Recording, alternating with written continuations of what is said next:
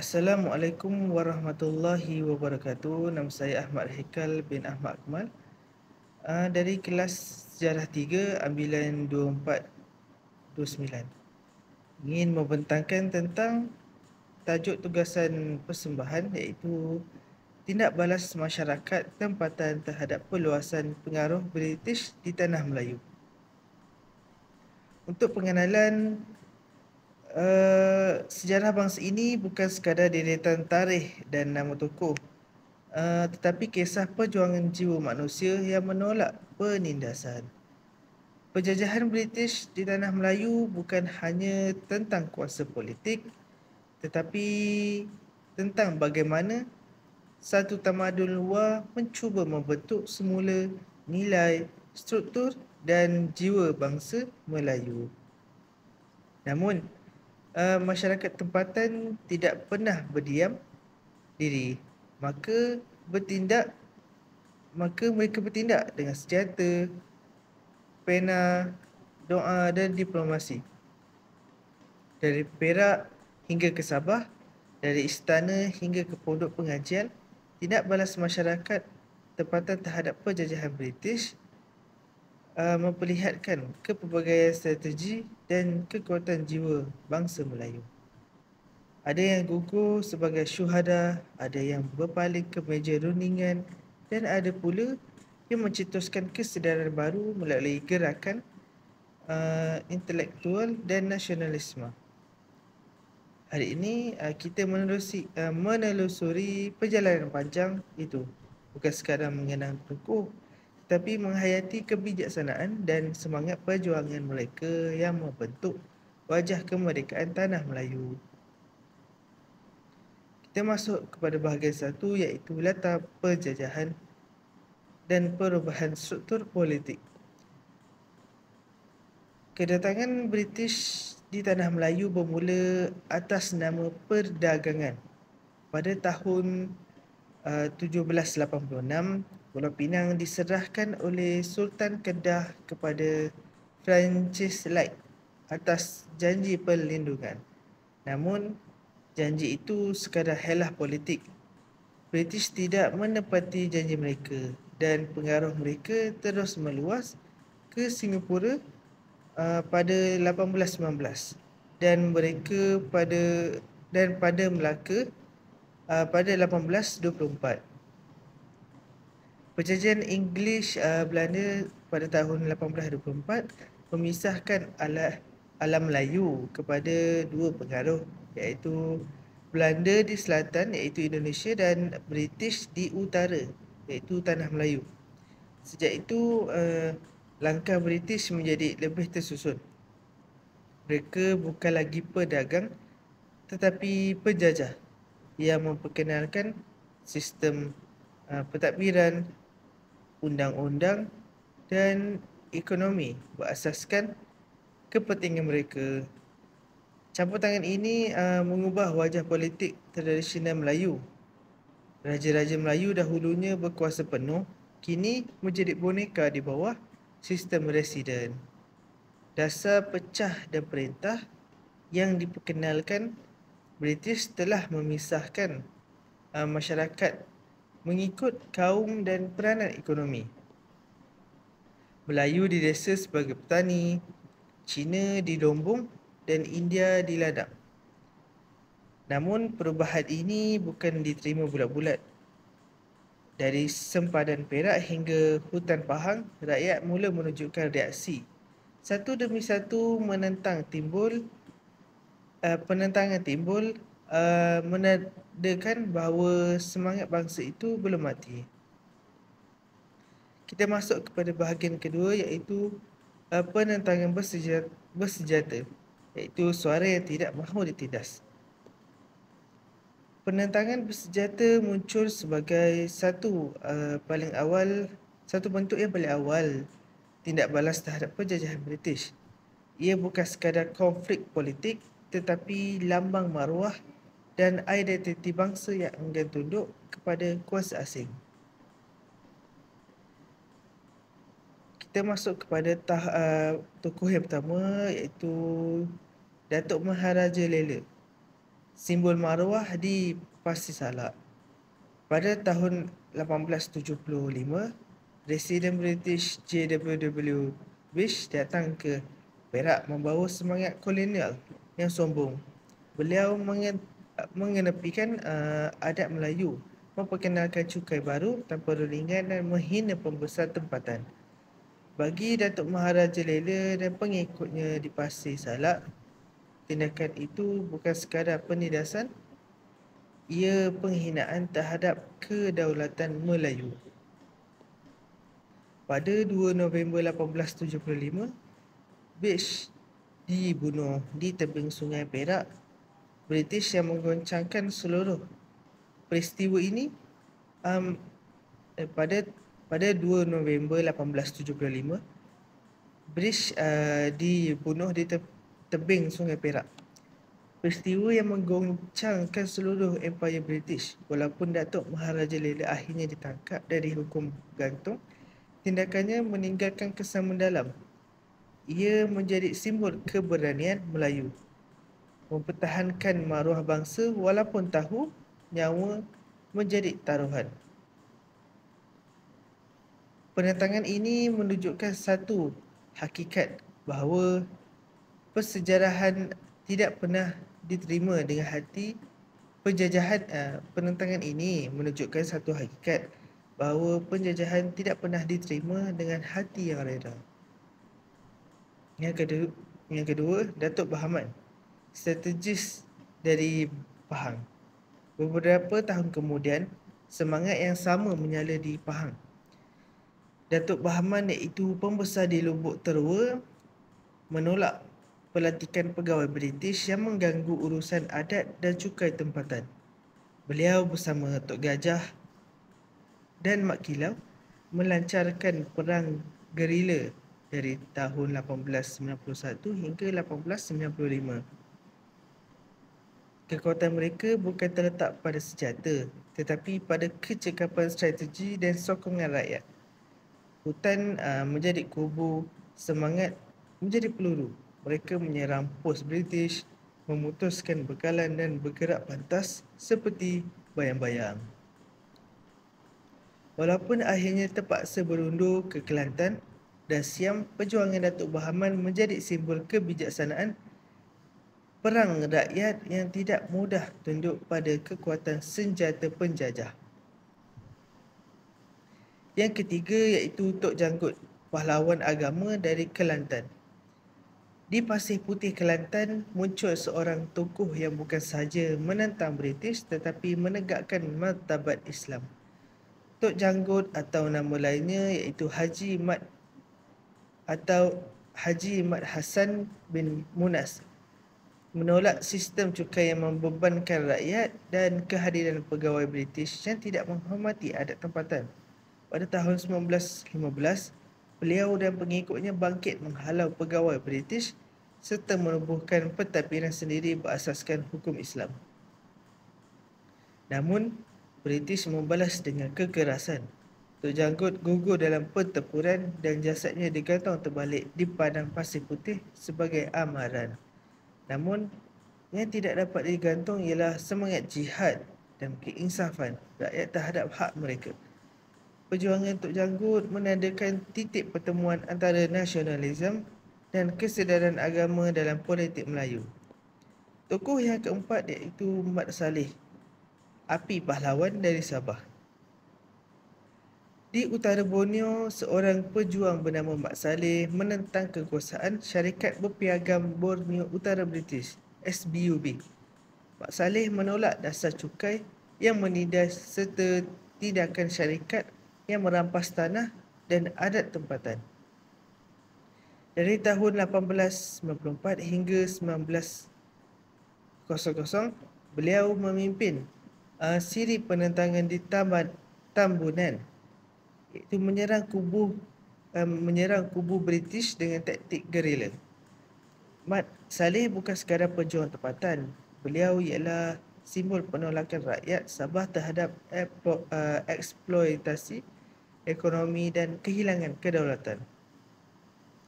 Tokoh yang kelima iaitu Rentap, Agi Hidup Agi Ngalaban. Di Sarawak, penentangan datang dari bangsa Iban rentap, seorang pahlawan yang gagah bangkit menentang pemerintahan James Brooke, Raja Putih yang memperluaskan kekuasaannya di Tanah Dayak. Slogan perjuangannya Agi Hidup Agi Ngalaban bermaksud selagi hidup selagi melawan, mencerminkan keberanian tanpa batas. Rentap dan pengikutnya mempertahankan Bukit Sadok daripada serangan British, walaupun akhirnya dikalahkan dengan meriam moden. Semangatnya kekal abadi dalam jiwa masyarakat Iban hingga kini. Kita masuk kepada bahagian ketiga, iaitu strategi diplomatik dan politik. Tidak semua pemimpin memilih jalan senjata, ada yang memilih diplomasi, satu bentuk perjuangan halus yang menuntut kebijaksanaan tinggi. Mereka sedar bahawa untuk mengekalkan kedaulatan, perlu ada keseimbangan antara kekuatan dan kebijaksanaan. Tokoh yang keenam dalam strategi diplomatik dan politik, iaitu Sultan Abu Bakar, bapa pemodenan Johor. Sultan Abu Bakar dari Johor ialah lambang kebijaksanaan diplomasi Melayu. Baginda memahami kekuatan British dan memilih pendekatan strategik untuk memastikan Johor kekal merdeka daripada residen British lebih lama daripada negeri lain. Baginda memperkenalkan Undang-Undang Tubuh Kerajaan Johor 1895, iaitu perlembagaan bertulis pertama di Tanah Melayu, bagi menegaskan sistem pemerintahan yang tersusun dan berdaulat. Hubungan baiknya dengan Ratu Victoria memberi Johor kedudukan istimewa di mata British. Baginda menghantar putera-putera Johor belajar ke luar negara dan memperkenalkan sistem pendidikan moden tanpa mengorbankan nilai Islam. Pendekatan ini menunjukkan bahawa kebijaksanaan politik juga satu bentuk perjuangan melawan penjajah. Tokoh yang ketujuh iaitu Sultan Abdul Samad dan Raja Abdullah. Selepas pengalaman getir Perang Kelang, Sultan Abdul Samad dan Raja Abdullah memilih untuk kerjasama dengan British dalam menghadapi konflik dalaman negeri. Walaupun kelihatan seperti tunduk, mereka sebenarnya menghubungkan hubungan itu untuk mengekalkan kestabilan dan melindungi kepentingan Melayu dalam sistem baharu. Pendekatan mereka mungkin tidak seheroik Datuk Bahaman atau Tok Janggut, tetapi ia menunjukkan realiti politik Melayu pada masa itu, iaitu berjuang melalui penyesuaian demi kelangsungan institusi kesultanan. Kita masuk kepada bahagian 4, iaitu kebangkitan intelektual dan gerakan nasionalis. Apabila senjata tidak lagi menjadi pilihan, pena mengambil tempatnya. Menjelang abad ke-20, perjuangan menentang British berubah bentuk daripada perang fizikal kepada perang pemikiran. Untuk tokoh dalam bahagian ini iaitu Sheikh Tahir Jalaluddin, iaitu pemikir Islah dan reformasi. Sheikh Tahir Jalaluddin, ulama dari Minangkabau yang berpendidikan di Mekah dan Mesir, membawa pulang semangat reformasi Islam ke tanah Melayu. Beliau menerbitkan majalah Al-Imam pada tahun 1906 hingga 1908 yang menyeru kepada kemajuan umat Islam melalui ilmu dan pembaharuan. Tulisannya menolak kewujudan dan menyeru umat Islam bangkit menentang penjajahan dengan kekuatan akal dan iman. Gerakan Islah ini melahirkan generasi baru pemikir Melayu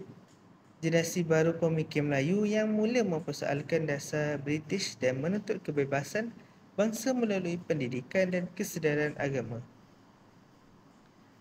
Seterusnya iaitu Zakbar, iaitu seorang tokoh berpendidik, falsafah dan kesedaran bangsa. Zainal Abidin Ahmad atau nama lainnya Zakbar muncul sebagai tokoh intelektual yang memperjuangkan bahasa, pendidikan dan pemikiran Melayu.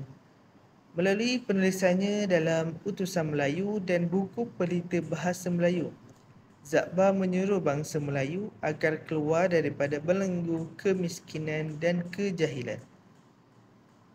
Beliau melihat penjajahan bukan hanya dalam bentuk politik tetapi juga penjajahan minda. Dengan itu, perjuangannya bersifat pembinaan semula jadi diri bangsa agar orang Melayu mampu berdikari dan berfikir dengan rasional. Yang ke-10 iaitu Datuk Onn Jaafar menyatukan bangsa ke arah kemerdekaan. Kemuncak perjuangan menentang pengaruh British terselah melalui Datuk Onn Jaafar iaitu pengasas UMNO pada tahun 1946. Beliau menentang rancangan Malayan Union yang ingin menghapuskan kedaulatan Melayu dan membuka kerakyatan luas kepada bukan Melayu. Gerakan ini menyatukan rakyat Melayu dari seluruh negeri dalam satu gelombang nasionalis yang belum pernah berlaku sebelumnya. Hasilnya, British menarik balik rancangan Malayan Union dan menggantikan dengan Persekutuan Tanah Melayu pada 1948, membuka jalan kepada kemerdekaan pada tahun 1957. Datuk Onn Jaafar membuktikan bahawa perjuangan bangsa tidak semestinya dengan darah dan senjata. Ia juga boleh dimenangi melalui perpaduan dan suara politik yang matang. Seterusnya kita masuk kepada bahagian kelima iaitu analisis kekuatan dan kelemahan tindak balas. Tindak balas masyarakat tempatan terhadap penjajahan British memperlihatkan dua wajah perjuangan iaitu keberanian dan kebijaksanaan. Dari segi kekuatan, yang pertama, penentangan awal membuktikan keberanian bangsa Melayu mempertahankan kedaulatan dan maruah. Yang kedua, gerakan ulama dan intelektual pula menanam benih kesedaran yang berkembang menjadi nasionalisme. Yang ketiga, pada politik di bawah Datuk Onn Jaafar menunjukkan kematangan strategi bangsa dan akhirnya mencapai kemerdekaan. Namun, terdapat juga kelemahan. Yang pertama, penentangan bersenjata bersifat setempat dan kurang koordinasi. Yang kedua, kurangnya kesedaran nasional menyeluruh menyebabkan perjuangan awal mudah dipatahkan. Yang ketiga, pengaruh British dalam pendidikan dan ekonomi menyebabkan kebergantungan jangka panjang terhadap sistem kolonial. Namun, tanpa perjuangan ini, bangsa Melayu tidak akan mempunyai asas kesedaran yang akhirnya membuah kemerdekaan. Setiap perjuangan, sama ada yang tewas atau berjaya, menyumbang kepada pembinaan jati diri bangsa yang merdeka. Sebagai penutup, perjalanan bangsa Melayu dalam menghadapi penjajahan British bukan sekadar kisah penderitaan, tetapi kisah tentang ketahanan jiwa dan kebangkitan akal. Mereka tidak menyerah, mereka menyesuaikan diri, berfikir, berlawan dan akhirnya menang. Dari Datuk Maharaja Lela hingga Datuk Onn Jaafar, dari Rentak hingga Sheikh Tahir Jalaluddin, semua mereka berbicara dalam bahasa yang sama, iaitu bahasa cinta kepada tanah air. Mereka mungkin datang dari zaman yang berbeza, tetapi matlamat mereka satu, iaitu membebaskan bangsa dari belenggu penjajahan. Kita hari ini menikmati hasil perjuangan mereka. Tanggungjawab kita bukan sekadar mengingati nama, tetapi meneruskan semangat, mempertahankan kemerdekaan dengan ilmu integriti dan perpaduan. Bangsa yang mengenal sejarahnya tidak akan hilang arah masa depannya. Itu sahaja daripada saya. Terima kasih.